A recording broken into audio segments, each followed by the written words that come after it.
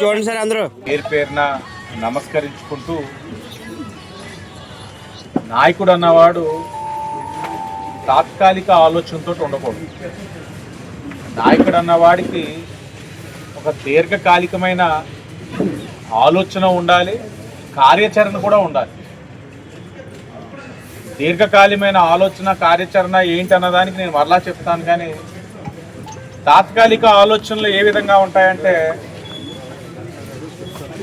ఉన్న వాటిని చెడగొట్టడం, లేకపోతే ఉన్న వాటికి మధ్యన డివైడర్లు పెట్టడం, ఆ డివైడర్లకి బిల్లలు అంటించడం, లేకపోతే ఉన్న పార్కులనే మరలా డబ్బులు పెట్టి ఆ పార్కులనే సుందరీకరణ చేయడం.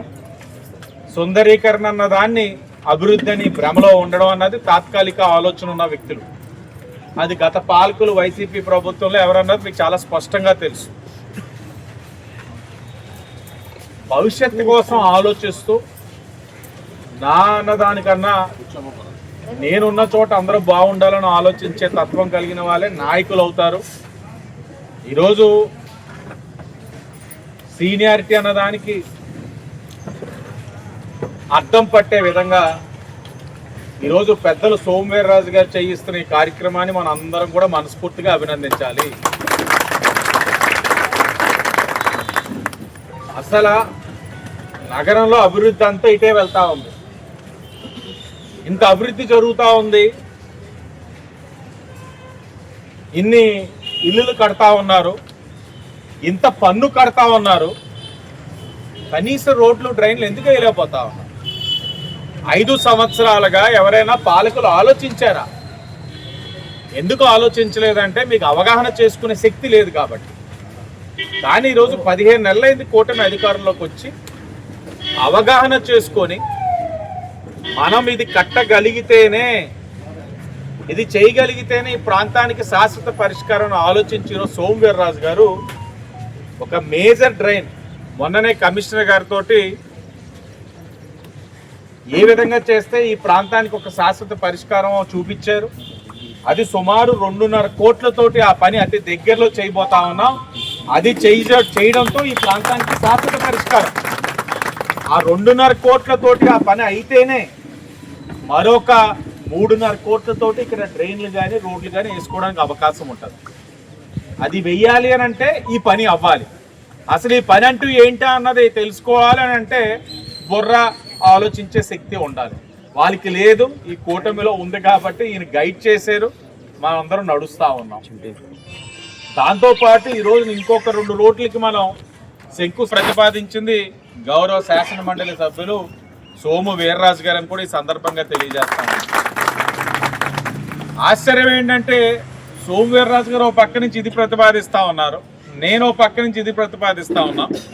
కూటమి నాయకులు ఎక్కడికక్కడ బీజేపీ, తెలుగుదేశం, జనసేన వాళ్ళు ప్రతిపాదిస్తూ ఉన్నారు.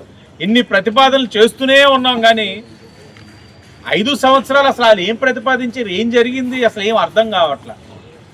ఆలేగానే ఏదైనా చేసి ఉంటే ఇన్ని ప్రతిపాదనలు రావు కదా. ఇన్ని ప్రతిపాదనలు ఎందుకు వస్తూ ఉన్నాయి? వాళ్ళు ఏమీ చేయలేదు కాబట్టి. ఈరోజు ఎక్కడికక్కడ పార్కులు డెవలప్ చేస్తూ ఉన్నాం. ఇది 1వ వార్డులోకి వస్తుంది. అతి దగ్గరలో ఈ 1వ వార్డులోనే 4 పార్కులు కూటమి ప్రభుత్వం అభివృద్ధి చేస్తూ ఉందని సందర్భంగా తెలియజేస్తా ఉన్నాం. మొన్ననే 10వ వార్డులో 4 పార్కులు చేసుకుని ఉన్నాం. అలా ఎక్కడికక్కడ సుమారు 30 పార్కులు కూటమి ప్రభుత్వం అధికారంలోకి వచ్చిన తర్వాత డెవలప్ చేస్తూ ఉన్నాం. కారణం ఏంటి? ఆ 30 పార్కుల్లో రోజు వెళ్ళి మేము ఆయన వాకింగ్ చేస్తామా, లేకపోతే దేనికి? ఆహ్లాదకరమైన వాతావరణం, ఆరోగ్యకరమైన వాతావరణం, ఆరోగ్యకరమైన రాజమహేంద్రవరం ఇవన్నీ రావాలి అని అంటే మంచి పార్కులు ఇవ్వాలి, మంచి వాకింగ్ ట్రాక్ ఇవ్వాలి. అయిన తర్వాత వాళ్ళందరూ కూర్చొని చక్కగా కబుర్లు ఆడుకొని ఆరోగ్యకరంగా ఉండడానికి ఈ పార్కులన్నీ చేస్తూ ఉన్నాం. ప్రజలు సద్వినియోగపరచుకోవాలని వాళ్ళని కోరుతూ శుభదినం. తారకరామ నగర్కి ఒక మంచి రూపురేఖలు మారుతూ ఉన్నాయి. అతి దగ్గరలో ఇవన్నీ కూడా ఇప్పుడు సుమారు ఈ 65 లక్షలతో కలిపి ఎన్క్యాప్ అన్నది ఒక వర్క్ పెట్టాం తారకరామ నగర్లోని. అది నవంబర్ ఎండింగ్ 83 లక్షలతో అది ప్రారంభించుకోబోతా ఉన్నాం.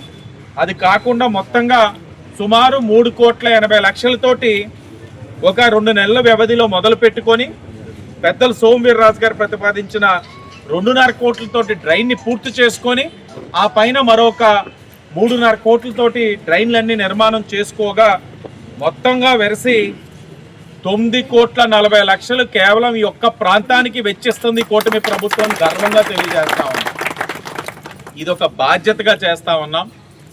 ఇదే కానీ జరిగితే గత ప్రభుత్వం మీరు చూడొచ్చు, అక్కడ ఎదుర్కొంటా మీకు కనబడుతున్న రామ మందిరం మొదలుకొని అన్నీ కూడా వైసీపీ వాళ్ళు ఫ్లెక్స్లలో నింపేసి మనుషులు కనబడకుండా ఆలే కనబడేటట్లు ఆ ఎండ నుంచి ఎండ దాకా మొత్తం వాళ్ళ ఫ్లెక్స్లే కనబడేవి. కానీ ఈరోజు మీరు చూడండి, కూటమి ఏ విధమైన హడావిడి లేదు, ప్రజలకి చేయాల్సిన మేలు చేసుకుంటూ వెళ్తా ఉన్నాం. ప్రజలన్నీ గమనిస్తారన్నది మా తాలూకు ఆలోచన. కాబట్టి మేము ప్రజలను విజ్ఞప్తి చేస్తూ ఉన్నాం, చేస్తున్న మంచి కార్యక్రమాలు గమనించి వాళ్ళకి కూటమికి మధ్యన వ్యత్యాసం కూడా మీరు అర్థం చేసుకోవాలని మరొకసారి తెలియజేస్తూ పెద్దలు సోమవీర్రాజు గారిని మనస్ఫూర్తిగా అందరం కూడా అభినందిస్తా ఉన్నాం. ఆయన యొక్క ఆలోచన రేపటి రోజున నగర అభివృద్ధిలో ఇదే విధంగా పెద్దరికంగా ముందు నడిపించాలని, తప్పకుండా ఆయన యొక్క సూచనలు ఈ నగరానికి చాలా అవసరమని కూడా తెలియచేస్తూ మరొకసారి విచ్చేసిన నా కూటమి కుటుంబ సభ్యులకు, మీడియా వారికి, స్థానిక ప్రజానికానికి, డిపార్ట్మెంట్ వారందరికీ కూడా పేరు పేరున ధన్యవాదాలు.